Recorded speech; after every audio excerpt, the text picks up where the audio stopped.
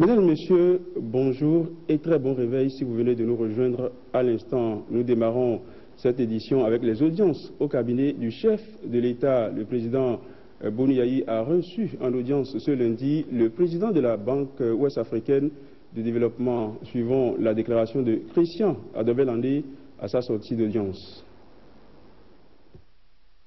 J'ai eu l'honneur d'être reçu par le chef de l'État et les discussions portaient essentiellement sur 2 points. Effectivement, la coopération entre le Bénin et la banque, mais auparavant, je l'ai fait le compte rendu de nos activités en 2012 et la situation financière de la banque.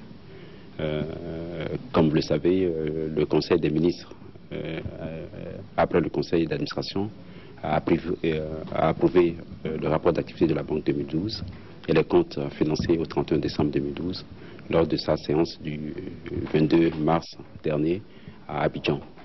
Alors sur l'activité, l'année 2012 a été une année record pour la banque parce que nous avons mis en place des financements de l'ordre de pour la première fois de l'ordre de 452 milliards de francs CFA et pour 54 opérations, et ce qui fait une augmentation par rapport à l'année dernière de 32%. Alors pendant ça, en ce qui concerne le Bénin, surtout sur 2012, particulièrement sur 2012, nous avons mis des financements de 68 milliards de francs CFA, en augmentation de 55% par rapport à 2011. Donc cela veut dire que l'année exceptionnelle au niveau de la banque a été, on a ressenti l'incidence, l'impact au niveau des différents pays également, et notamment le Bénin. Alors en ce qui concerne la situation financière de la banque, je dirais que la situation financière est vraiment saine, est très bien équilibrée, et le bénéfice net ressort cette année, en 2012, à 9,6 milliards de francs CFA. Donc le président a bien apprécié le travail qui a été fait et nous a encouragé de poursuivre dans le même sens. Alors sur la coopération entre le Bénin et la banque, nous avons rendu compte au chef de l'État effectivement des derniers financements que nous avons mis en place en mars dans le cadre de 2013. Et sur cette année, nous avons déjà fait 104 milliards lors de notre dernier conseil en mars et pour une dizaine d'opérations. Alors, pour le Bénin, ça a été l'occasion de présenter le dossier concernant le pavage et l'assainissement de Kandi, de Savalou et puis de Boïkan. Vous savez qu'avec le président, nous avons un programme de faire passer systématiquement à chaque conseil un certain nombre de nos villes de l'intérieur en termes d'assainissement et de pavage. Donc, pour les conseils à venir, il est prévu Sakété, Koubé, Tanguieta, Aplaroué et beaucoup d'autres villes. Et également la deuxième phase de Porto-Novo que nous allons programmer également.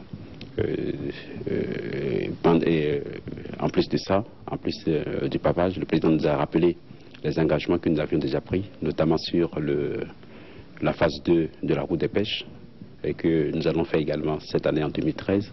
Il y a la traversée, le contournement de Parakou, et pour lesquels nous avons déjà lancé les études. C'est nous qui finançons les études. Nous allons mettre en place le financement en cofinancement avec la BAD. Et également, il y a la route Pétérou et Tchaourou et frontière du Nigeria, et que nous avons en pipeline. Alors, en marge de ça, je crois qu'avec le président, nous avons discuté d'un certain nombre de questions très importantes pour le pays, notamment la sécurité alimentaire, l'énergie et le coton. Sur la sécurité alimentaire, vous savez que nous sommes beaucoup intervenus dans les aménagements hydro-agricoles, nous allons les poursuivre. Sur le coton, les estimations que nous sommes en train de faire, nos équipes sont actuellement là, sont sur le terrain. Ce qui est sûr, la campagne en cours sera excédentaire et donc la filière sera bénéficiaire. Donc nous avons des estimations de l'ordre de 10 à 20 milliards de francs CFA d'excédent pour la campagne. Donc les estimations se poursuivent et nous pensons que nous allons atteindre ces chiffres-là.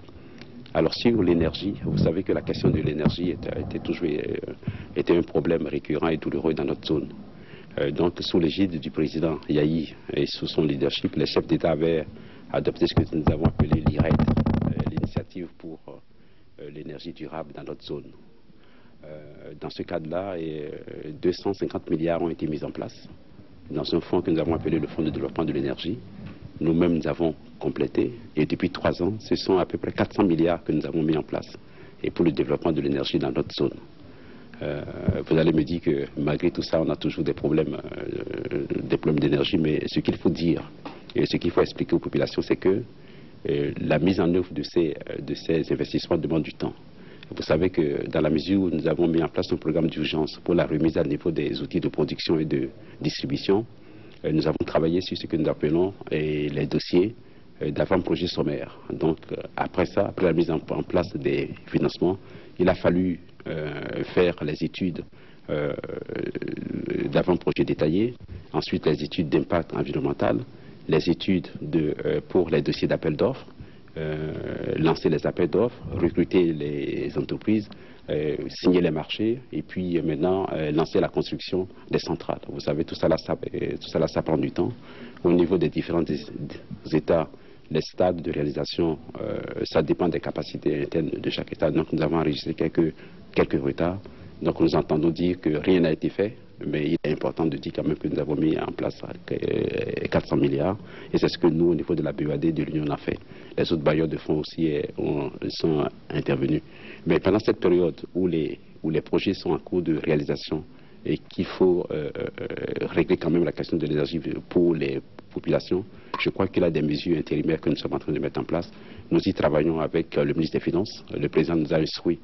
D'ailleurs, après cette réunion, je dois rencontrer le ministre des Finances pour que très rapidement, on puisse régler cette question de l'énergie en attendant la réalisation des différents projets qui sont en cours. Et comme annoncé dans les titres de cette édition,